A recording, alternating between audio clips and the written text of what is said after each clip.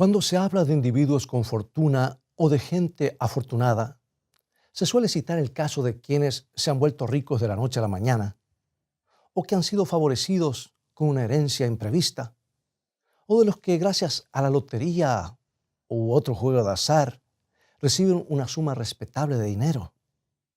Pero ¿son los tales, por ese motivo, verdaderamente afortunados?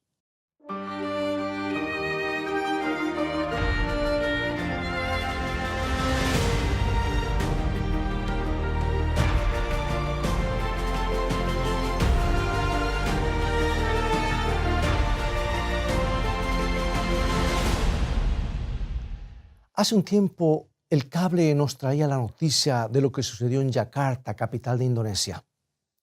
Por haber acertado una apuesta en una carrera de caballos, una pareja de recién casados se convirtieron de un momento a otro en multimillonarios. Animados por el evento, elaboraron infinidad de planes y proyectos, entre otros, la construcción de una casa nueva. Y para expresar su propósito en forma llamativa, el joven esposo le prendió fuego a la humilde vivienda donde habían vivido hasta entonces. De pronto su rostro se desfiguró. A gritos indicó que había dejado dentro de la casa incendiada el boleto de la jugada o apuesta. Sabía que esa papeleta era el comprobante absoluto, imprescindible para cobrar el premio. Y desesperado, se abalanzó sobre el fuego, pero los vecinos lo detuvieron. A los pocos minutos, todo era cenizas. Y así se esfumaron los sueños e ilusiones del joven matrimonio. La historia concluyó en forma trágica. Esa noche los dos jóvenes se quitaron la vida porque no pudieron soportar una frustración tan amarga. Les faltó el valor y la fe para sobrellevar la calamidad. A no durarlo, la fortuna material es esquiva y engañosa y puede desaparecer en cualquier momento. Por lo tanto, no asegura el éxito en la vida. Y para muchísimas personas, en cambio, el tesoro más valioso es la salud. Para otros es el grado de conocimiento que poseen o el grado académico. Y hay quienes consideran indispensable tener un trabajo o tarea que les permita ganarse el sustento.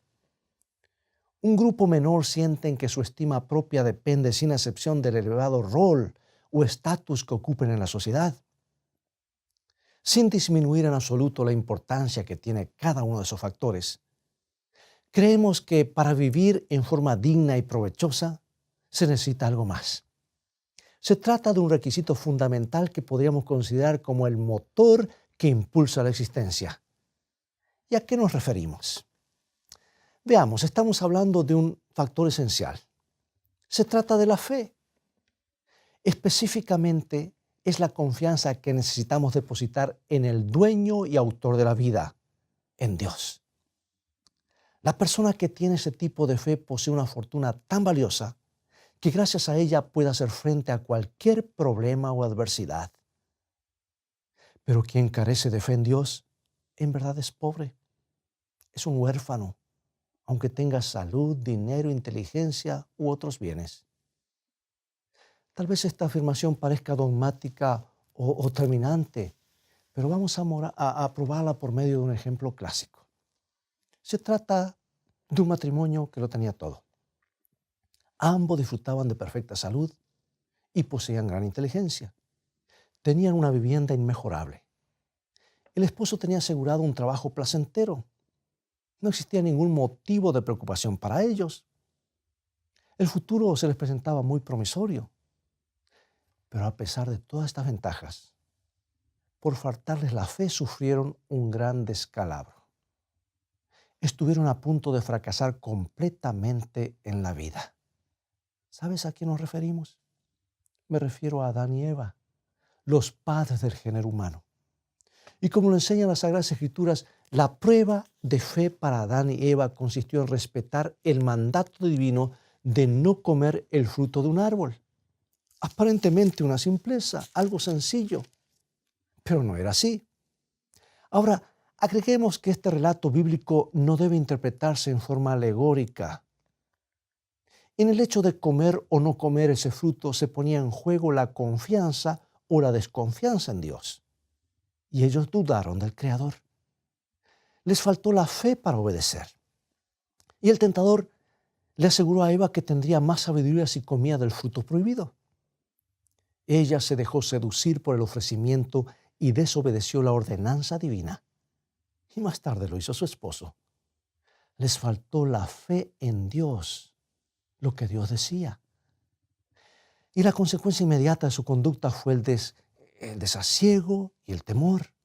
Trataron de esconderse de Dios y huir de sí mismos, como si alguien pudiese esconderse de Dios. Se sintieron avergonzados. Perdieron el gozo de vivir. Y como resultado de su falta, posteriormente sobrevino la enfermedad, el dolor y la muerte.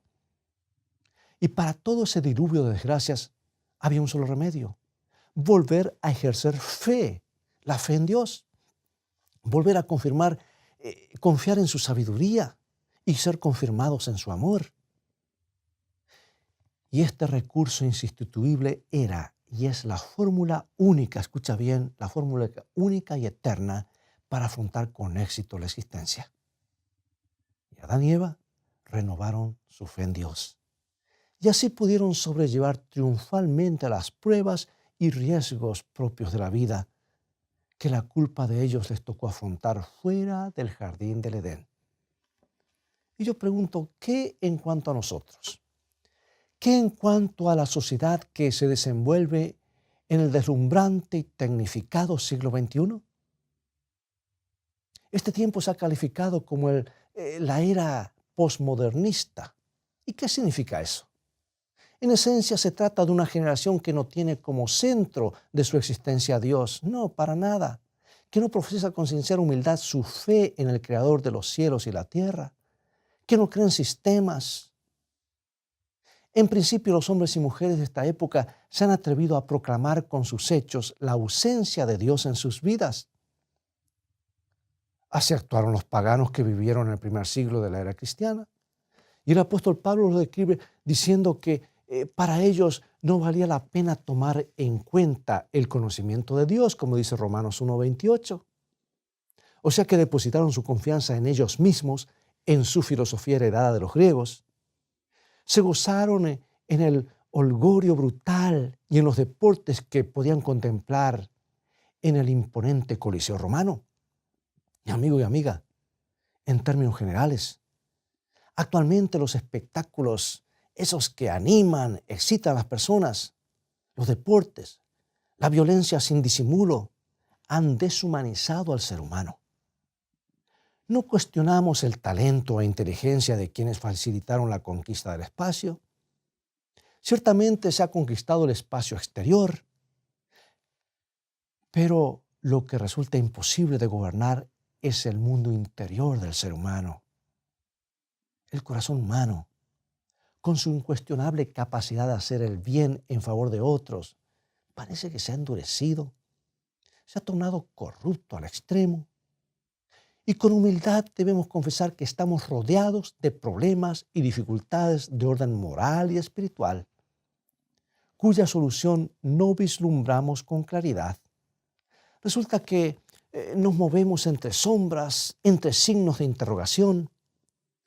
Desconocemos el futuro de este planeta y nuestro propio futuro es incierto.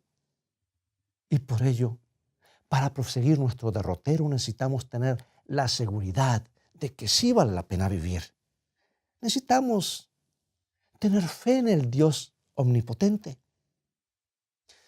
¿Sabes que a nosotros, a esta generación que vive lo que la Biblia denomina el tiempo del fin, el Señor Jesucristo dirige esta incisiva pregunta y está en San Lucas capítulo 18, versículo 8. Y nos dice así: cuando venga el Hijo del Hombre, ¿hallará fe en la tierra? ¿Qué es la fe? Bueno, la Sagrada Escritura la define de la siguiente manera. Vamos al libro de la fe, de los héroes de la fe, Hebreos. Y Hebreos 11:1 dice: es pues la fe la certeza de lo que se espera, la convicción de lo que no se ve. La fe entonces significa seguridad absoluta en el cumplimiento de nuestras mejores esperanzas. Significa confianza total en lo que no vemos, en los valores espirituales y por sobre todo confianza en Dios. Y esta actitud es indispensable para vivir con éxito. Se requiere aún para el cumplimiento de las actividades más comunes de la vida. Quien sube a un autobús necesita confiar en que el conductor lo transportará al destino prefijado. Quien acepta un cheque u otro documento para su cobro debe confiar en quien se lo da y en el sistema bancario, suponiendo que habrá fondos suficientes para pagarle. Quien se deja conducir a una mesa de operaciones necesita confiar en el cirujano y en la ciencia médica en general. Los que se unen en matrimonio necesitan confiar el uno en el otro. Se necesita fe casi para cada tarea o acto que nos proponemos realizar. Sin embargo, la fe en mayúsculas, la que constituye la forma, yo diría la gran fortuna y la forma correcta de ser del ser humano, es la que proviene de Dios y que se tiene solamente en Él y a través de Él. Porque sin ella la vida cristiana no tiene sentido y la vida en sí no tiene sentido, es intrascendente. Y esta verdad es confirmada por el siguiente pasaje que se lee en la Epístola de los Hebreos, capítulo 11, versículo 6, y nos dice: pero sin fe es imposible agradar a Dios, porque es necesario que el que se acerca a Dios crea que le hay y que es galardonador de los que le buscan. Gracias al don de la fe, el creyente se vincula con la fuente inagotable de energía, de poder y de esperanza. En virtud de la fe, el ser humano recibe la ayuda y el consuelo necesarios para vivir. Recibe directamente los consejos de Dios a través de su palabra, porque la fe viene por el oír y el oír es por la palabra de Dios. Los chascos y las penas son mitigados por la fe. Y cuando el alma está en duelo por la muerte de un ser amado, la fe es el recurso milagroso que nos permite seguir confiando en un Dios de amor. Nuestro corazón a veces no lo comprende, y mucho menos nuestra razón no comprende todas las injusticias y desgracias de la vida, pero la fe ilumina nuestro entendimiento con la seguridad de que sobre todo eso, los planes sabios y bondadosos de Dios habrán de cumplirse. Aclaremos, sin embargo, que la fe no implica una actitud de resignación frente a las calamidades de la existencia, no, es mucho más que eso. Un experimentado escritor cristiano declaró lo siguiente. Él dijo: es una equivocación de muchos creyentes transformar la fe en un culto de la consolación. La fe no es una seguridad estática, no es un calmante contra las angustias y la muerte, pero nos pone en las manos de Dios y Él no puede abandonarnos. La seguridad de la fe, agregó, no debe concebirse como la de un castillo o fortaleza. Debe ser la seguridad de un navegante que sabe dominar su nave contra el viento y marea. Sí, efectivamente. La fe es un principio vital. Es un don divino que moldea y modela la conducta. No consiste en un mero asentimiento intelectual de un credo o de una teoría religiosa, sino que es la respuesta dinámica del alma a las promesas y a la voluntad divina. Es el aliento espiritual que viene del cielo y que se manifiesta en la vida activa del creyente en una forma práctica.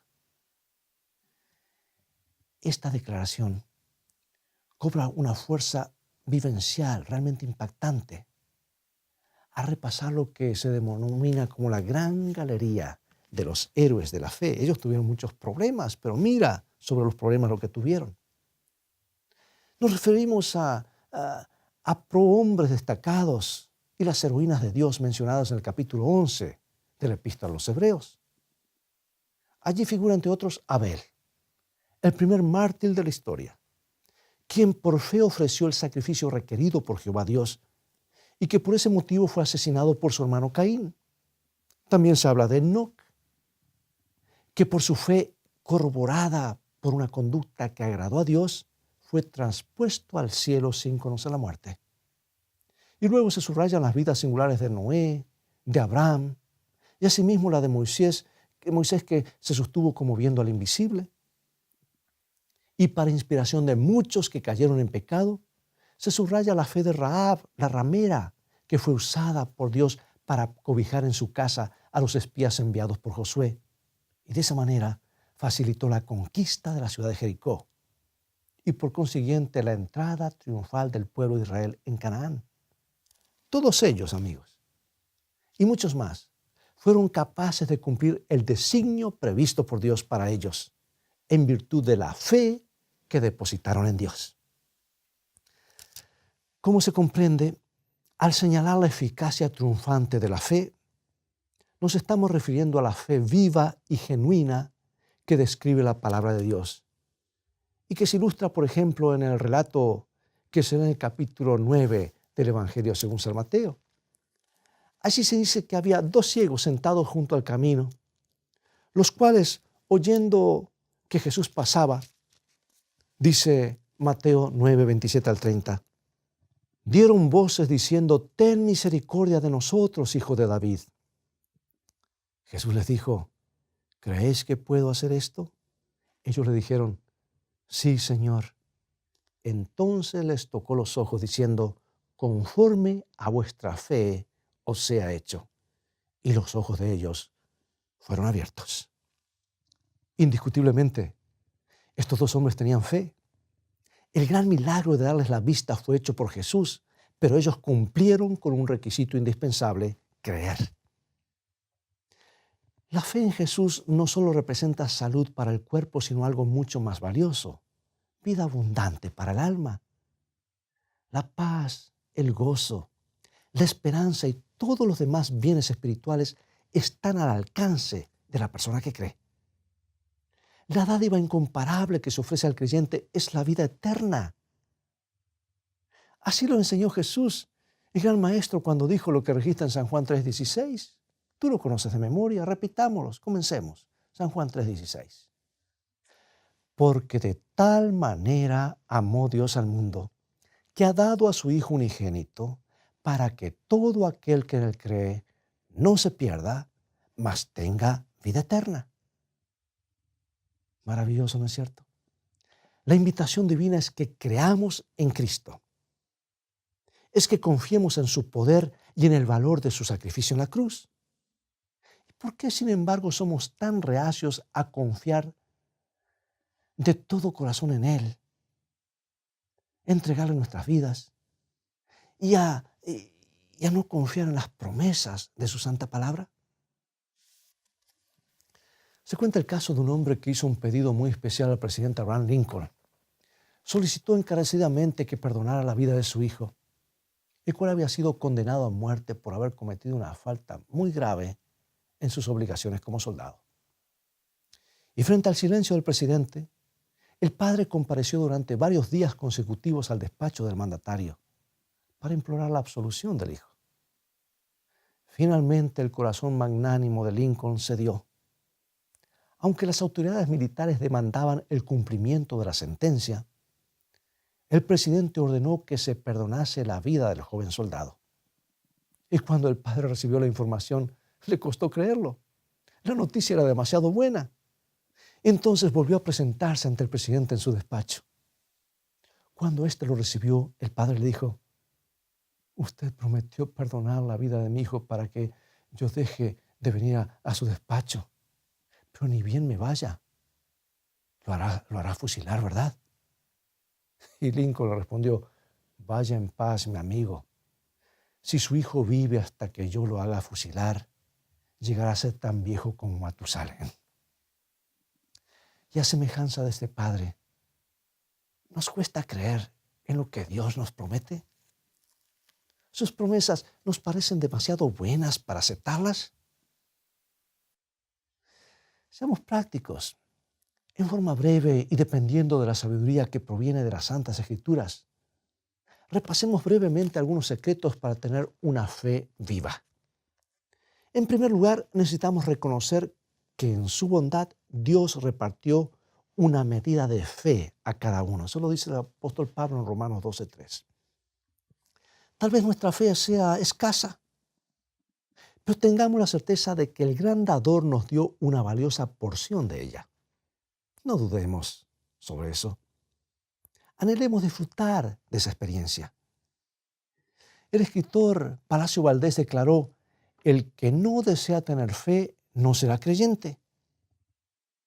Recordemos además que para tener una fe viva es importantísimo conocer a Dios. ¿Y cómo lo conocemos? Aquí está. A medida que lo conocemos, nuestra confianza en Él se fortalece. Es imposible confiar en un desconocido. ¿Cómo lo conocemos a Dios? Familiarizándonos con las enseñanzas y promesas de su santa palabra. Escucha este requisito esencial que está subrayado en Romanos capítulo 10, versículo 17. La fe es por el oír y el oír por la palabra de Dios. Aquí está. Como notamos, al alimentarnos del pan espiritual, que es la palabra de Dios, somos nutridos con fe. Pero hay otro paso que debemos dar con toda humildad. Y esa es una actitud del alma. Y se menciona en San Lucas capítulo 17, 5. Dijeron los apóstoles al Señor: aumentanos la fe. Yo pienso que este es un bendito ruego, ¿no es cierto? Maravillosa oración, maravillosa petición. El último requisito que enumeraremos hoy para desarrollar una fe viva, muy viva, tal vez el más importante de todos. ¿Sabes en qué consiste? Consiste en ejercitarla. O sea, aplicar las verdades de la palabra de Dios a nuestra vida diaria. Debemos demostrar por nuestra conducta que hemos empezado a conocer a Dios y a confiar en Él. Y no hay nada mejor que sus promesas. Subraya las promesas, porque las promesas de Dios son cheques en blanco que están respaldados por el banco del cielo. Cheques en blanco firmados por Dios. Y de ese modo nuestros hechos hablarán más fuerte que nuestras palabras. Cuando nuestra voluntad es guiada por el Espíritu Santo, entonces seremos impulsados a obrar conforme a nuestro discernimiento espiritual y estaremos en el camino correcto. La necesidad de que nuestra conducta compruebe que tenemos una fe viva es subrayada por vía contraste en el siguiente mensaje del apóstol. Escucha lo que dice Santiago, capítulo 2, versículos 14 al 17. Hermanos míos, ¿de qué aprovechará si alguno dice que tiene fe y no tiene obras? ¿Podrá la fe salvarle? Y si un hermano o una hermana están desnudos y tienen necesidad del mantenimiento de cada día, y alguno de vosotros les dice: id en paz, calentaos y saciaos, pero no le dais las cosas que son necesarias para el cuerpo, ¿de qué aprovecha? Así también la fe, si no tiene obras, es muerta en sí misma. O sea que la verdadera naturaleza de la fe que profesamos se revela a través de nuestras obras.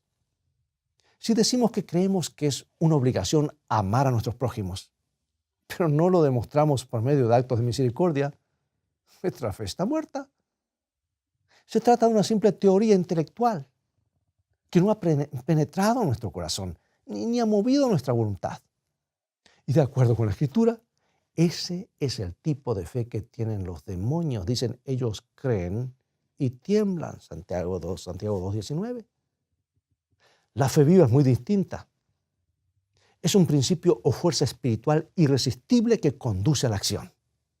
Produce resultados definidos en el carácter del creyente y ejerce una influencia evidente en su conducta. Y ahora, a manera de conclusión, abramos nuestros ojos espirituales a fin de descubrir cuál es el gran secreto para transformarnos en creyentes afortunados que gocemos de una fe viva y de la más grande riqueza que Dios nos ofrece. Al escribirle a los Gálatas, el apóstol Pablo declara: en Cristo Jesús, ni la circuncisión vale algo, ni la incircuncisión, sino la fe que obra por el amor. El rito de la circuncisión, o sea, la marca externa que recibía el varoncito judío pocos días después de haber nacido, era considerado de muchísima importancia y lo es hoy para los israelitas. Pero ellos creían que eso los distinguía como pueblo de Dios. Pero inspirado divinamente, el apóstol El apóstol Pablo afirma que no es la apariencia externa de religión lo que tiene valor. Lo indispensable es tener fe, una fe que ora por el amor. Esta última palabra le da sentido a todo. El amor, la mayor de las 3 virtudes teologales enumeradas por Pablo en 1 Corintios 13, es el don o principio divino que le da alas a la fe. El amor genera una fe viva. El amor es el móvil más potente del universo. Y no puede ser de otra manera. Porque la insuperable definición que la Biblia da de Dios es la que encontramos en 1 Juan 4:8, donde dice: Dios es amor. La expresión suprema de Dios y su amor aquí en esta tierra fue nuestro Señor Jesucristo. Y por ese motivo, siguiendo la exhortación bíblica de Hebreos capítulo 12, versículo 1 y 2, corramos con paciencia la carrera que tenemos por delante, puesto los ojos en Jesús, el autor y consumador de la fe. Amigo y amiga, si así lo hacemos, nos transformaremos en cristianos victoriosos. El Espíritu Santo nos investirá con una fe viva. Seremos creyentes realmente afortunados. Acompáñame en oración. Dios y Padre nuestro, te agradecemos porque en medio de un mundo recargado con bienes materiales, tú nos ofreces la infinita riqueza de tu amor y el don maravilloso de la fe. El corazón de multitudes está reseco, pero gracias a Jesucristo y por medio de tu santa palabra podemos afrontar la marea de la duda y perseverar bajo todas circunstancias en nuestro peregrinaje al cielo. Danos hoy, oh Dios, un profundo deseo de gozar de una fe viva, porque te lo rogamos en el bendito nombre de tu Hijo amado, el Señor Jesucristo. Amén. Bien, amigo y amiga, muchísimas gracias por tu compañía. Me alegra que perteneces a la familia espiritual de Escrito Está.